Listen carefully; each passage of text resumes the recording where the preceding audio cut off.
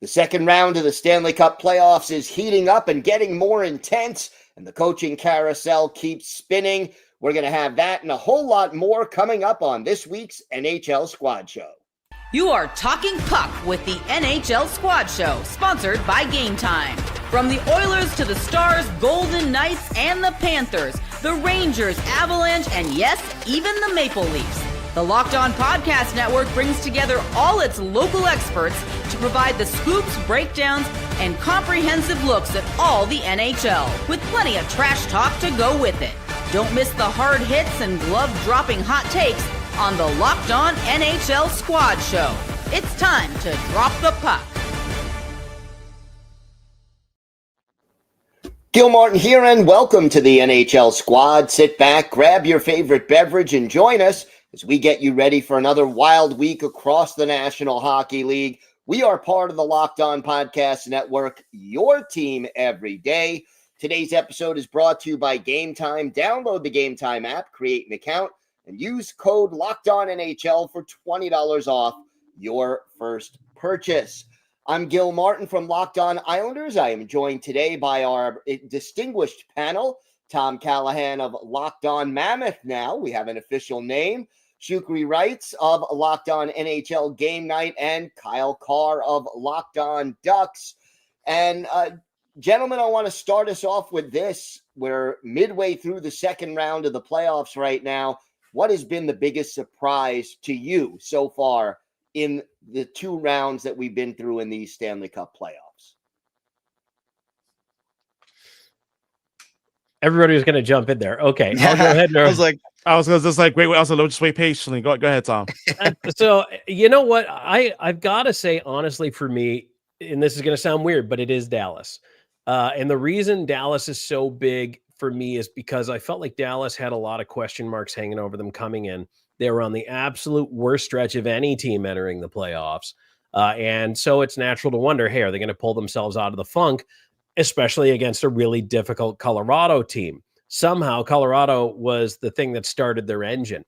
Plus, with the injuries they had going on, you wondered how everybody was going to fit in the lineup. And then Mikko Rantanen dons a cape and tights and plays Superman, in Victory Green, and just has this team really going. Jake Ottinger, who you knew was going to be good, has done everything they've needed him to do. But I really didn't know if Dallas was going to get out of the first round, period. I have my doubts, and they're proving me wrong. Well, for me, I got to go with the guy whose name starts with Connor, and his first four letters of his last name begins with the letters Hell. And that man has been absolute hell on the road, and not in a good way. And as of this recording, he is still on a winless streak on the road, dating back to now 3 years now, give or take, in the postseason. I've never seen a goaltender who has struggled mightily on the road the way that he has. I'm going to be honest. And it's got to a point for me where it's like, we're talking about it, and I'm going to keep banging on the damn drum until he finally addresses it, because that is literally the one thing that is holding back Winnipeg, especially in this series against the Dallas Stars. Again, as of this recording, I mean, results are subject to change, but Connor Hellebuck, his road yips are just like, my God. What's made you terrified of the road? Is it midnight road after the Cleaver, or is it like the late night Elm Street? Like, I don't know. Tell me, please, what's going on? And why does that only seem to happen in the playoffs? Because during the regular season, he's fine on the road. It's not like his splits are so dramatic during the regular season. I feel like we need to pull a Hoosiers. Crazy. We need to pull a Hoosiers with him. Take him out, measure the goal crease, measure the net. Hey, man, this is still 6x4. It's not any different. The rink is still the same size. Measure the puck for him. Puck is still the same size. Like, yeah. It's wild. I don't know if he just gets so used to that whiteout up in Winnipeg that when there's colors in the stands, it like messes with his depth perception or what. But yeah, it's terrifying how scary he is. Like, I don't know how Winnipeg Jet fans can even survive through the postseason with having a Vezina candidate goaltender the entire season, and then they're just getting lit up. St. Louis lit them up. Now Dallas is lighting them up, and then they go home, and it's like a totally different beast stepped into the net. So it's definitely an up and down with him. And what do you do? I mean, if you're the Winnipeg Jets, you're not trading the guy. Like, how do you you send him to a sports psychologist if he continues to struggle on the road? Like, how do you address this issue? Because financially and contractually, you're committed to Connor Hellebuck for the foreseeable future. And he 31 years old. 31 years old, and as you mentioned, he is locked up for the foreseeable future. I mean, how do you begin to resolve an issue that is now become psychological rather than physical? I mean, there is part of me that kind of wants to go the route of, look, you are just playing mind games, but I don't even think that's going to work. And I'm trying not to sound too harsh, because I've been beating on this man's drum for over the last couple of weeks over on Lockdown NHL Game Night whenever I get the chance. But for Connor Hellebuck, I've got to ask, what the hell? Like, what is it going to take for you to actually snap out of it? It's not a funk anymore. Like, people who are trying to just, he's just in a bad funk on the road. No, it's a trend. It's a trend. How do you buck a trend? By somehow putting an absolute stop to it and actually showing up on the road. Because there are 18 other guys who can help him win a game. If Winnipeg would come out with a 4-goal outburst, you could probably limp one over the line. They got to help him out at some point. You sure? Because we've seen Connor Hellebuck give up 5 goals this postseason already. So I'm not even sure 4 goals is going to be enough. Yeah. Offensively. Now, the one advantage the Jets do have is they have home ice advantage as long as they're in the playoffs. So in theory, if they win every home game, they don't have to win on the road. Oh, God. Could you imagine? But giving up that split to Dallas, I think, It's ruined them. I don't know if they can climb back. They're not going to be perfect at home. Gil, you're not wrong on what you said, but it's like a lame duck excuse. Like, win all your home games, right? Have we ever seen a Stanley Cup champion win all their home games and lose all their games on the road? Not that I mean, I don't think I've ever seen anything like it. At some point, you have to win on the road. That's why I'm like, hey, Connor, listen. And I made a video about this about a couple of weeks ago now. And I said, listen, Connor Hellebuck is the NHL's Peyton Manning. Great in the regular season, but for some reason, he can't win in the Stanley Cup Plus, and now he can't win on the road. Something that Peyton Manning couldn't do at one point in his playoff career, in his Hall of Fame career. So it's like, hey, Connor, you know the song "Hit the Road, Jack," and don't you come back no more. Like, you need Connor to not hit the road and actually come back to earth, please. Thank you. And His how big lights are too bright. How would not winning a Stanley Cup affect how he's viewed by history? I mean, there are some great goalies out there. Henrik Lundqvist comes to mind. Did everything. Won an Olympic gold medal. Won, all kinds of tournaments. Never won a Stanley Cup. And it seems to put those players just like a little half notch lower in a lot of people's minds when looking back at their career. At least Henrik Lundqvist could win a game on the road. That was never a question for Henrik Lundqvist. And I watched his entire career in New York. No. Like, I mean, it is a great question, though, Gil. And I want to hear your thoughts on Kyle and Tom. I'm not taking up the space and time. But I think it certainly does impact his legacy a bit. Does it make him like any less great? No. But listen, Roberto Luongo is one of the greatest goaltenders of all time, but there is that, but he didn't win the Stanley Cup, but he's still an all-time great goaltender. So I don't want to have to look at Connor Hellebuck like in that light, but if it gets to that point, if he retires without having won a cup, then I have no choice but to. I think at the end of the day, whether it's quarterbacks in the NFL, pitchers in baseball, and goaltenders in hockey, if you don't have a championship, yes, that's something that's always going to be missing from your resume. And like Gil says, I think it does put you that half notch below the people who have won a championship. Although there's a converse of that coin where sometimes I think people who have won titles get elevated a little more, perhaps, than they should in some cases. At the end of the day, if Hellebuck continues to put up the numbers he's always put up, is he a Hall of Famer? Yeah, I think so. Is he the best goalie ever? No. Is Roberto Luongo the best goalie ever? No. But doesn't make him not a Hall of Famer. So, the good news for Hellebuyck is I think he's got some very good, solid years in front of him. And I'm not writing off this Dallas series yet either. I really do believe the Jets can make a dent. They were the best defensive team in the NHL for 2 years running now. So they've got to find a way to lock down the Dallas offense and then start putting the puck in the net. And if they can do that, they can still win this series. They can get past this, and we can bury all this talk about Connor Hellebuyck not winning on the road. He's just got to win one or two, right? And then psychologically, hopefully, that the yips go away because he proves to himself that he could do it. But we'll see. We'll see how this ends up playing out going forward. All right, we have got a lot more to discuss. The coaching carousel is in motion, including Kyle's Anaheim Ducks actually making a controversial hire. We'll talk about that and a lot more coming up on this week's NHL Squad Show.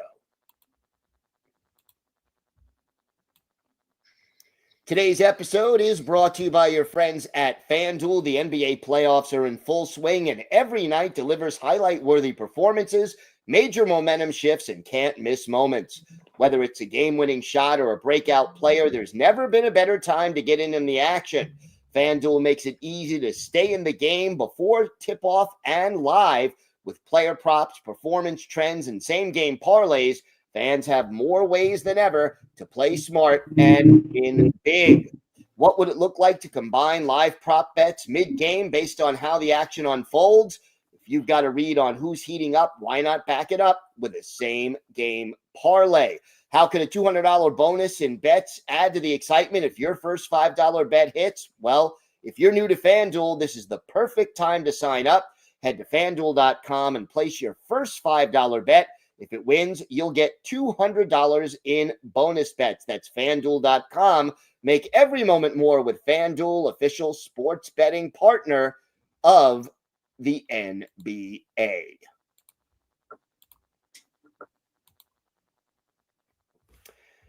So the coaching carousel is in motion. Kyle, I'm going to start with you because your team did make a hire. Joel Quenneville, the new head coach of the Anaheim Ducks, a 3-time Stanley Cup winner, but some off-ice issues that caused him to be suspended from the NHL for a few years. He was reinstated, about a year ago, and now he is coming back with the Ducks. Kyle, your initial thoughts on this hire? A lot of ups and down feelings about this. I think it's insane that the Ducks took this gamble to jump in and make this hire. For those unaware of what happened, there was an issue in 2010 while he was the Blackhawks head coach, and a player, Kyle Beach, had an issue with the video coach, and it was brought to his attention, but they were in their playoff run, so they kind of said, well, we'll look at it later. And from what it sounds like, Quenneville thought that because there were higher ups in the meeting that it was being taken care of, and he didn't understand the severity of what the issue was. Well, in 2021, this comes to light. He steps away from the Florida Panthers, and now he is back there. It was last summer that the NHL said he could be interviewed for hire, but he still had to get permission to officially come back. So it sounds like that the Ducks did get that permission, and a big thing that came out is that Joe Quenneville himself and the head staff of Anaheim have talked to Kyle Beach and got what sounds like is the approval of him to have him be reinstated. Now, when it comes to the on-ice stuff, I'm absolutely excited. This is a stellar coach, the second most winning coach behind the bench. He has a 61.2 win percentage in his career. He's won 2,165 points out of a possible 3,536. So he's got a phenomenal career as a head coach. He's been coaching as long as my sister's been alive. And this is a young squad that's very reminiscent of the Chicago Blackhawks of old. And now with these young defensemen, the young forwards, I think he's going to bring a big jump. And Anaheim's going to be a pretty terrifying place for the road teams to come into. Tom? So, first of all, I want to say it, and Kyle, I respect the position that you may not be able to say it. Sexual assault was the problem. Thank you. Kyle Mhm. Beach was sexually assaulted by a member of the Blackhawks staff. It was swept under the rug. That's why Bowman lost his job. That's why Quenneville lost his job. That's why other people lost their job. So that was what the issue was. So this is a big deal. As as an outside observer, and when I was with Nashville, Quenneville was the coach of the Blackhawks. I talked to him a lot. It seemed like we played the Blackhawks in the playoffs every year. We were always going against them. I still have nightmares about Nashville's first round loss to Chicago and Marian Hossa's non 5-minute major call. But the guy's a brilliant coach, right? There's no getting around that. He's a winning coach. He's a very smart hockey man. The question I have, and other people will have, is if something like that were to occur again, because this is the real world, this is real life, things happen. Has he changed? And so far, the right things have been said. Apparently, the right things have been done. And Kyle Beach signing off on it would seem to indicate that. Time will tell if it's the right move or not. On the ice, I'm sure it's going to be fantastic for the Ducks. It's going to have a huge impact on that club. The only thing I can hope for is that Joel Quenneville really has changed, has learned from this, and understands that this is not something you sweep under the damn rug. Mhm. And that's how I feel about it. And I just hope that that's understood moving forward. And I hope he has changed. I really do. And Actions definitely speak louder than words, Yeah. and a lot was said during his press conference. He made a lot of promises to the fan base and to players, and what was pretty surprising to me is how much support from the players he's gotten. It sounds like a lot of, like, Ryan Strome said his phone was getting lit up the entire day of people calling and congratulating him, in a sense, saying, like, you got a great coach coming, like, it's going to be awesome to play there, you're going to have so much fun, like, he's a good person. So I'm hoping that he did take the proper actions and that the Ducks are going to get the best version of Joel Quenneville, not only as a coach, but as a human being. And that's going to just pay dividends for the confidence and the structure and all around, like, safety and feelings around the team, that they're all going to feel like they can be themselves and be heard. And it's just going to skyrocket on the ice. Shukri? Personally, I have a problem with it. And it's not so much as to just the sheer nature and the seriousness of Joel Quenneville coming back into the NHL. Because I agree with you, Tom. For me personally, and Kyle, this is no shot at you personally, but when you're in the position that you're in, like, especially when it comes to this kind of situation, we cannot sugarcoat it. Like, I'm not going to sugarcoat it. Like, Kyle Beach was sexually assaulted. And when it comes to matters like this, for me, it's not even a conversation about politics or difference of opinion. Like, we're talking about someone whose trust was violated. And for him to come back into the NHL, look, congratulations on him getting back into the league. But I can't help but to think about people who were actually triggered, so to speak. And I'm talking about people who were victims of sexual assault. And there is one that comes to mind who works as part of the hockey media for Sportsnet. Many of you may know her story, Eilish Fofar. She works for Sportsnet, and she actually has a tweet that's pinned on her profile. And for people like her, whether you're male or female, this is a very difficult conversation to have. And for me, like, when the Ducks decided that they were going to hire Joel Quenneville, my first thought was, did Joel Quenneville truly learn his lesson, or was he just desperately hungry to get back into the league? Because let's face it, no one's questioning his credentials on the ice. He's got Hall of Fame credentials, no ifs, ands, or buts. But we're talking about a man who knew about the sexual assault that took place and swept it under the rug. That, for me, from a moral standpoint, is very difficult for me to overlook, and very difficult for me to just simply move off, and in which that, look, I'm not one that's going to sit here and say, I want to be angry forever, but people who are victims of this don't get to simply say, hey, you know what? I'm just gonna forget about it, pretend that it never happened. And I sincerely hope that they did talk to Cal Beach about this, sincerely, because this is about someone whose life was forever altered based on what happened back in 2010. Mm-hmm. No doubt there is a lot of controversy here. We'll see how it ends up playing out in the future. But the Anaheim Ducks obviously made a controversial decision, and we'll see how it plays itself out. All right, we'll talk more about the coaching carousel and a little bit more about the playoffs. All that coming up on this week's NHL Squad.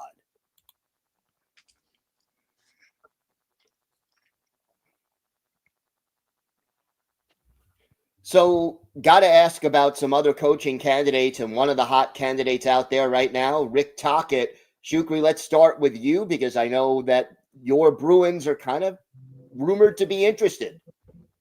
If they are, and I sincerely hope that they are, you need to move fast.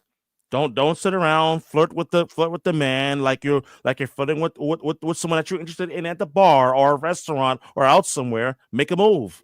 Show him that you're really interested and get him in the office. Now, I understand that he just did TV work with TNT. I understand that. I'm not sure how long it's going to run for, but you need to get Rick Tocchet in as soon as possible if you're truly interested, because listen, the Bruins are not going to be the only team that's interested in Tocchet. There's going to be other teams like the Flyers, whose team keeps popping up in the news as to they're rumored with Rick Tocchet. Maybe Danny Briere and Keith Jones make a move for Rick Tocchet. If you're the Boston Bruins, you need a head coach, and you need Rick Tocchet. You need someone that, yes, right now this team is in a retool, but this team, if they're all healthy and if they all are back to playing at a productive level where they have played in the past, this team should be a playoff team next year. And that's if, of course, Jeremy Swayman actually remembers how to play goaltender at a high NHL caliber level. But as far as the head coach is concerned, you need to absolutely be more aggressive and make the move if you're truly interested in Rick Tocchet, and make the move now. Do you think, Shukri, that Swayman's performance would have been at a higher level if they had kept Montgomery on as the head coach? To be honest, I don't even think this was a Montgomery issue. It really wasn't. It really wasn't. The thing that angered me more than anything last summer was the fact that this contract situation extended into the beginning of training camp. And it was a very uncomfortable situation at the start of training camp for the Boston Bruins. Brad Marchand pretty much was delivered subliminal messages on the Boston media at that point. Jim Montgomery was not particularly too thrilled about it and whatnot. So for me personally, it had nothing to do with Jim Montgomery. It had everything to do with Jeremy Swayman saying that, oh, I want to reset the market. Well, congratulations. Not only that you attempt to reset the market, but your play didn't back up the fact that you held out for an X amount of time and missed the start of the season. So for me, it had nothing to do with Jim Montgomery. It has everything to do with the ego of Jeremy Swayman himself. Mm-hmm. You know, I know we got to run through some seats here. I want to throw a couple of comments off that's going to derail the Boston thing. But number one, what is Dubas doing? Just kind of heading off to the Worlds and saying, I'll deal with this when I get back. Good point. What are you doing, buddy? Pittsburgh, of all teams, should be super focused on getting their coaching search nailed down. And Kenny Holland is close to becoming the GM of the Kings. I know we're not talking about coaching, but that's a huge get for the Kings if they get Holland, if he still has some magic in that old silk hat. But I can't believe what the Penguins are doing.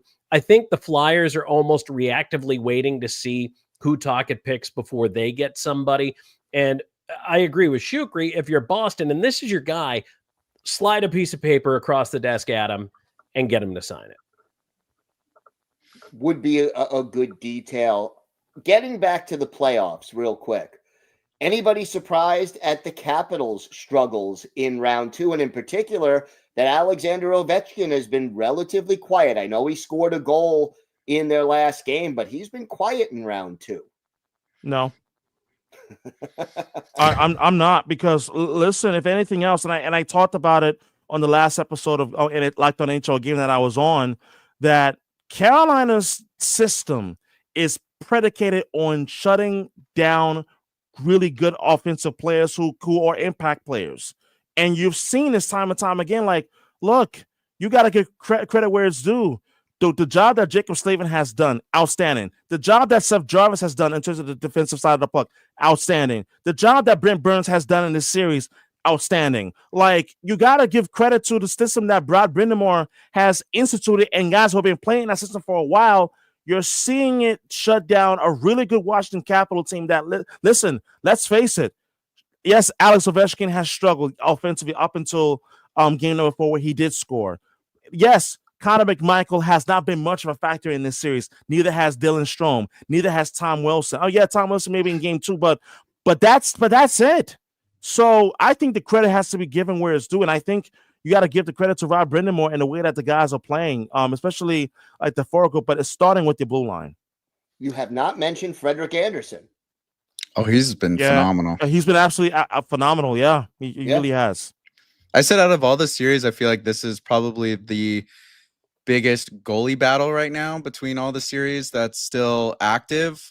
Between Logan Thompson, Freddie Andersen, they've been playing really shutdown hockey. This series reminds me a lot of when the Islanders used to have their success, and it's not the most exciting hockey to watch, but they're coming out with that win. They're going to make sure that they get success at the end of the game, but it's just not going to be high flying and crazy. And unlike the Edmonton Vegas series, where I don't know what happened to the Golden Knights, I feel like they've just disappeared off the face of the planet.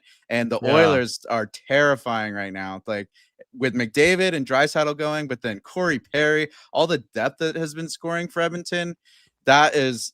Like I saw someone saying, like, it's like going from your nephew's baptism to a strip club between those two games because the energy is just so different. And it's like, it's true that like they're night and day on the energy that you see in those series.